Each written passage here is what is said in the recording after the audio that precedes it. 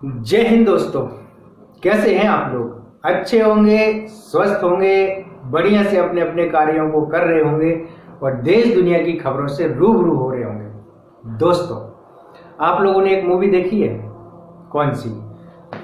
ओ माई God, OMG देखी होगी। आप सभी लोगों ने देखी होगी और मस्त एंजॉय किया होगा आप लोगों ने उस मूवी के साथ। और उस मूवी में एक सबसे अच्छी और बहुत प्यारी बात जो ये है कि उसमें तार्किकता को दिखाया गया है कि आप किसी भी विषय पर तब तक तर्क करो जब तक आप उस विषय पर पूर्णतः सहमत ना हो जाएं। तो उसमें कुछ तर्क किए गए। तो आपने परेश रावल और अक्षय कुमार का रोल तो देखा ही होगा, विशेषकर परेश रावल का, कि वो जो पूरा मूवी में भगवान के खिलाफ ही केस कर देते हैं, भगवान के खिलाफ ही लड़ते हैं, ईश्वर के खिलाफ ही केस कर देते हैं और बाद में जब वो खत्म हो जाते हैं तो उन्हीं की मूर्ति बना करके उन्हीं को पूजने लगते हैं, है ना दोस्तों। तो उसमें जो तर्क किए गए हैं उनमें जो तार्किक बातें की गई हैं, या ऐसा है तो ऐसा क्यों नहीं, ऐसा है तो ऐसा क्यों नहीं होना चाहिए, ये हम सभी लोगों को ऐसे प्रश्न करने चाहिए। क्योंकि जो पूर्ण शक्ति है, जो परम शक्ति है, या जो भी परमात्मा है, उसके विषय में आज तक कुछ भी नहीं कहा जा सकता है। यहां तक कि एक बहुत बड़े दार्शनिक हैं विटगेन्स्टाइन, उन्होंने तो यहां तक कहा है कि जिस विषय के बारे में कुछ ना कहा जा सके उस विषय के बारे में चुप रहना ही अच्छा है। दोस्तों, आप लोगों ने एक और मूवी देखी होगी। कौन सी? PK मूवी, आमिर खान की, जिसमें वो विभिन्न प्रकार के ठप्पा लगा लगा करके विभिन्न प्रकार के रोलों में दिखाई देते हैं। कभी चर्च में जाते हैं, कभी मंदिर में जाते हैं, कभी गुरुद्वारा में जाते हैं, है ना, और कभी मस्जिद में जाते हैं। तो ये चीज आप लोगों ने देखी होगी कि विभिन्न प्रकार के धर्मों के विभिन्न प्रकार के कर्मकांड हैं, विभिन्न प्रकार की पूजा पद्धतियां हैं, विभिन्न प्रकार के सिद्धांत हैं। बट हम लोग आज इस पे काहे विचार कर रहे हैं? इसलिए विचार कर रहे हैं कि जब भी हम जो PK मूवी है उसमें तो और अच्छा दिखाया गया कि मतलब किस प्रकार से वो दूसरे गोले पर आ जाता है और बोलता है कि मैं तो आज दूसरे गोले पर आ गया, है ना। उसको यहाँ की भाषा भी नहीं पता, क्योंकि भाषा तो क्या है भाई, अभी हम लोग तमिलनाडु पहुंच जाएंगे तो तमिल जानते हैं क्या?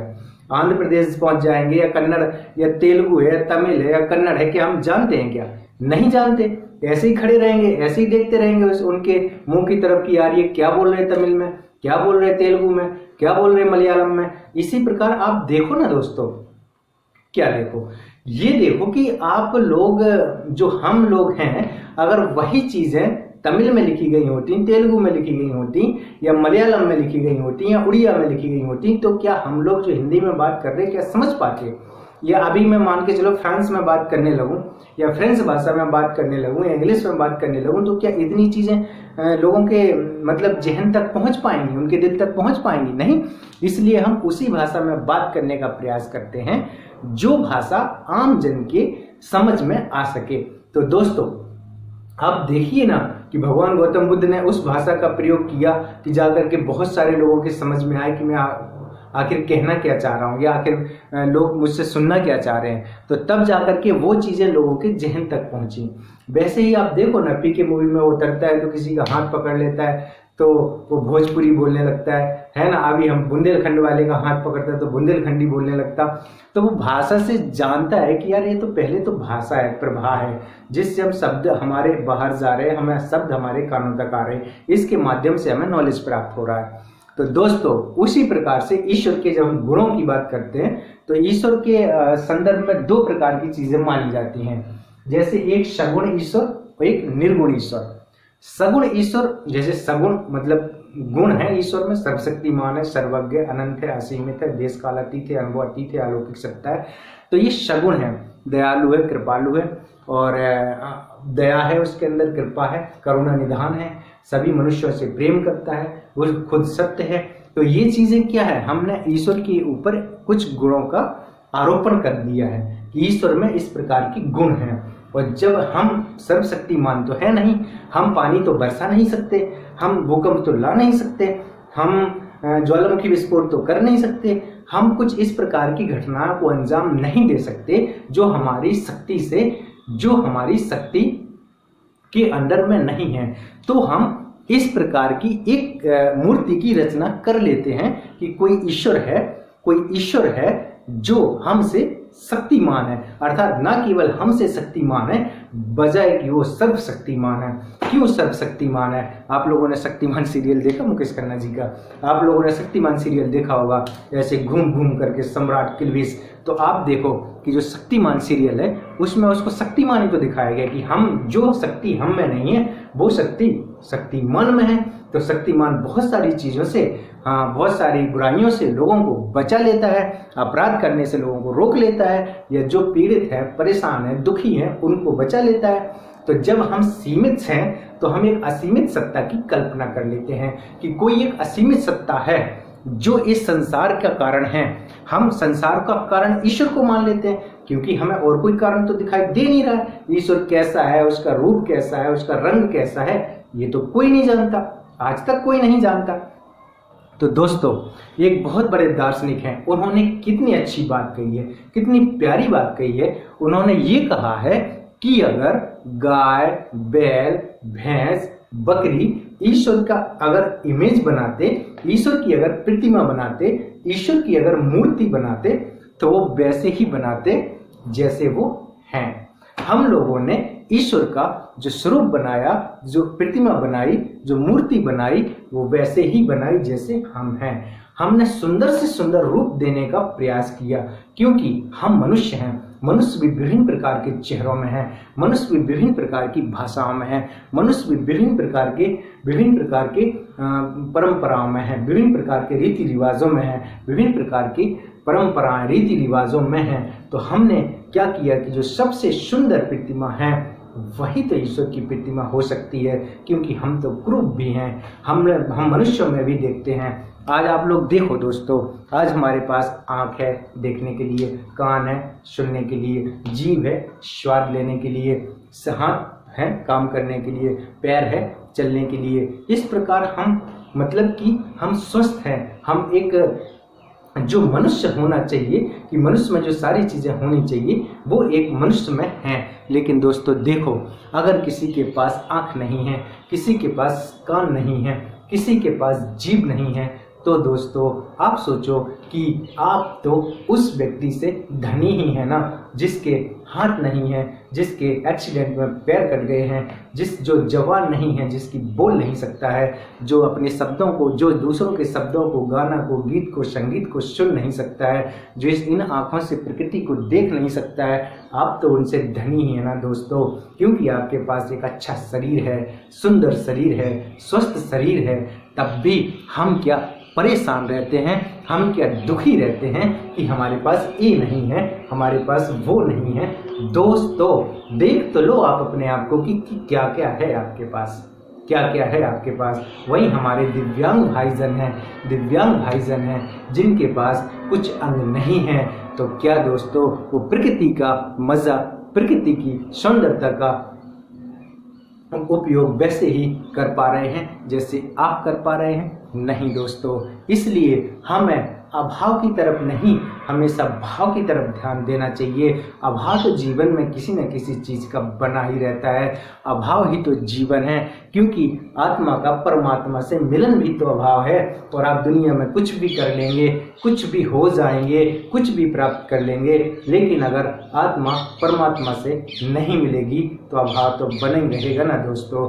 और अभाव तो जीवन में है ही, लेकिन जो भाव है कभी हम उसकी तरफ भी ध्यान दें। दोस्तों ये देखिए, ईश्वर के दो प्रकार के बारे में माना जाता है, सगुण ईश्वर, निर्गुण ईश्वर। निर्गुण ईश्वर का तात्पर्य ये है कि हम ईश्वर पर गुणों को नहीं आरोपित कर सकते हैं। क्यों? क्योंकि अगर मैंने बोल दिया कि ईश्वर लाल है तो फिर ईश्वर काला नहीं हो सकता, ईश्वर पीला नहीं हो सकता, ईश्वर सफ़ेद नहीं हो सकता। इसलिए ईश्वर के बारे में कुछ नहीं कहा जा सकता है। ईश्वर निर्गुण है, निराकार है, निर्विकार है, निरवयव है, निर्गुण है, निर्विकार है, निरवयव है। ईश्वर के बारे में कुछ भी शब्दों से नहीं कहा जा सकता, ना ही गुणों को उनके ऊपर आरोपित किया जा सकता है। तो दोस्तों यहाँ हम ईश्वर के दो गुणों की बात करते हैं। ईश्वर सर्वशक्तिमान है और दूसरा ईश्वर सगुण है। अगर सगुण के ईश्वर है, सब कुछ जानता है, सर्वज्ञ है। अगर हम ईश्वर के सर्वज्ञ के बारे में, इसमें वीडियो लंबी हो जाएगी तो हम किसी और विषय में सर्वज्ञ के बारे में बात कर लेंगे, बट अभी हम सर्वशक्तिमान के बारे में बात करते हैं। दोस्तों, ईश्वरवादी होते हैं, जैसे 3 प्रकार के लोग हैं इस संसार में। एक वो जो आध्यात्मिक हैं, मतलब एक वो जो ईश्वर में आस्था रखते हैं, उनको आस्तिक कहते हैं।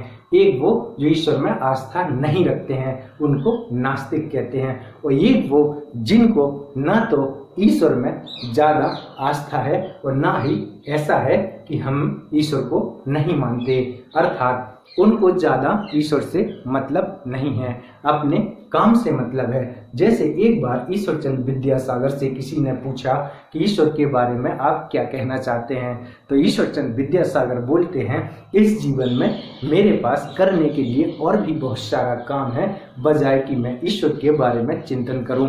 दोस्तों, वो सब्जेक्ट ही ऐसा है, वो ईश्वर विषय ही ऐसा है जिसके बारे में कुछ कहा ही नहीं जा सकता है, ना जाना जा सकता है, और जो जान जाएगा वो बता नहीं सकता है, शब्दों के द्वारा उसके विषय में कुछ कहा नहीं जा सकता है।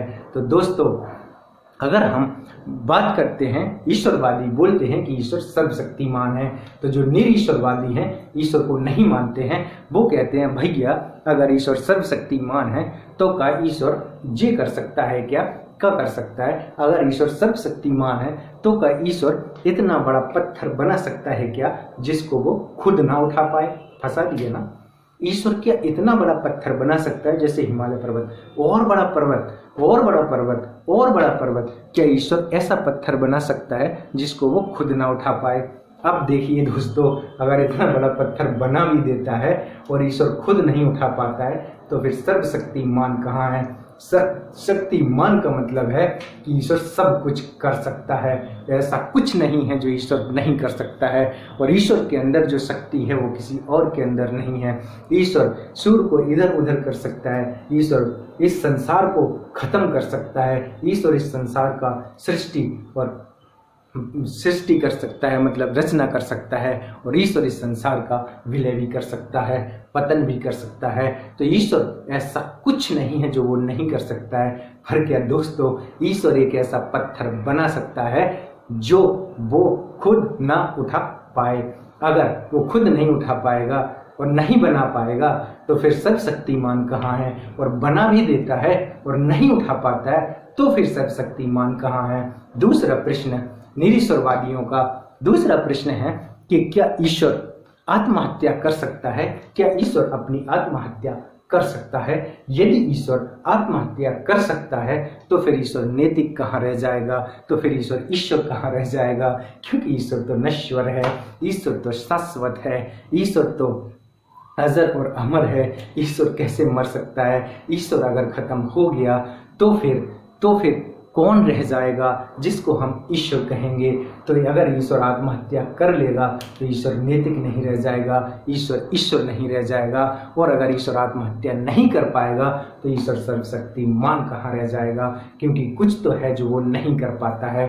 और दोस्तों, अगर ईश्वर सगुण है तो क्या उसका हमारी तरह शरीर है, हमारी तरह हाथ पांव आँख कान है? और अगर हमारी तरह हाथ पांव आँख कान नाक जीभ त्वचा है तो फिर क्या ईश्वर कभी सोता नहीं है? क्या ईश्वर कभी सोता नहीं है? क्या ईश्वर में कोई परिवर्तन नहीं होता है? क्योंकि इस जगत के अंदर जो कुछ भी है सब परिवर्तनशील है। ना केवल परिवर्तनशील है बल्कि क्षण प्रति क्षण परिवर्तन हो रहा है, क्षण प्रति क्षण परिवर्तन हो रहा है। यह आप एक ही व्यक्ति से दोबारा जीवन में कभी नहीं मिल सकते हैं। मैं ही हूँ, अभी जो व्यक्ति मुझसे मिल करके जाएगा 1 घंटे बाद क्या वो उसी रवि से मिलेगा जो रवि से वो मिल करके गया था? नहीं दोस्तों, हम क्षण प्रति क्षण बदल रहे हैं। हमारा बदलाव इतना स्लो होता है, इतना धीमा होता है कि हम जान ही नहीं पाते कि हम वही व्यक्ति नहीं हैं जो आज से 8 साल पहले थे, जो आज से 1 घंटे पहले थे। हम बदल चुके होते हैं, हमारा शरीर, हमारे विचार बदल चुके होते हैं। तो दोस्तों, अगर ईश्वर सर्वशक्तिमान है तो फिर अपराध क्यों हो रहे हैं? तो फिर दुराचार क्यों हो रहा है, तो फिर अत्याचार क्यों हो रहा है, तो फिर अनाचार क्यों हो रहा है, तो फिर दुनिया भर के अशुभ क्यों हैं, इतने कत्लेआम क्यों होते हैं, प्राकृतिक आपदाएं क्यों आती हैं, भूकंप सुनामी जैसी आपदाएं क्यों आती हैं, बाढ़ है, भूकंप है, सुनामी है, ये प्राकृतिक डिजास्टर क्यों आते हैं, ये नेचुरल डिजास्टर क्यों आते हैं, क्यों लाखों लोग मौत के काल के गाल में समा जाते हैं, क्यों ईश्वर आकर के उनको नहीं बचा पाता है, और अगर ईश्वर नहीं बचा पाता है तो फिर ईश्वर सर्वशक्तिमान कहाँ है, और अगर ईश्वर सर्वशक्तिमान है तो मैं अपनी इच्छा से कुछ कर भी नहीं पा रहा हूँ। मैं आज आप लोगों के सामने जो बोल रहा हूँ वो ईश्वर की इच्छा से ही बोल रहा हूँ। Whatever I want to do, मैं कुछ भी करना चाहता हूँ, इसमें ईश्वर की ही इच्छा है, क्योंकि ईश्वर की इच्छा के बगैर तो मैं कुछ कर भी नहीं सकता हूँ। हमारे पास संकल्प स्वतंत्र कहाँ है, जो कुछ कर रहा है फिर ईश्वर ही तो कर रहा है, क्योंकि ईश्वर सर्वशक्तिमान है और उसकी शक्ति के बगैर तो पत्ता भी नहीं हिल सकता है, उसकी इच्छा के बगैर तो पत्ता भी नहीं हिल सकता है। तो दोस्तों देखिए आप कि सर्वशक्तिमान होने के अर्थ कितने सारे हैं। अगर ईश्वर सर्वशक्तिमान है तो क्या वो ऐसा पत्थर बना सकता है जिसको वो ना उठा पाए? ऐसा निरीश्वरवादियों का तर्क है, और ईश्वरवादी कहते हैं बना सकता है और उठा भी सकता है और बना भी सकता है, लेकिन ऐसा पत्थर बनाना है जो ना उठा पाए। एक लॉजिक है जिसका कोई कार्य नहीं है। अगर ईश्वर आत्महत्या कर लेगा तो ईश्वर कहाँ रह जाएगा? क्योंकि और फिर हमने बोला कि ईश्वर अगर शरीर है तो फिर परिवर्तनशील है, और जो परिवर्तनशील है उसका पतन तो निश्चित है, उसका अंत तो निश्चित है। हम कहते हैं कि ईश्वर अनादि, अर्थात ईश्वर का कभी प्रारंभ नहीं हुआ और कभी अंत नहीं होगा। दोस्तों ऐसी कौन सी चीज़ है संसार में जिसका प्रारंभ नहीं हुआ और जिसका अंत नहीं होगा? और फिर दूसरी बात, ईश्वर के बारे में सोचते हैं तो हमें यह भी तो सोचना चाहिए कि ईश्वर इस देश काल में है या देश काल के परे है, इस संसार में है या संसार के परे है। अगर संसार में है तो परिवर्तनशील है, और संसार के परे है तो संसार में कोई हस्तक्षेप कर नहीं सकता है, दुख दर्दों को दूर कर नहीं सकता है, किसी की संकटों को हर नहीं सकता है, किसी की सुरक्षा कर नहीं सकता है। तो दोस्तों ये विचार करने वाले प्रश्न हैं, आप लोग विचार करिएगा, कभी देख लेंगे कि ईश्वर सर्वज्ञ है का क्या मतलब है। ठीक है, ओके दोस्तों।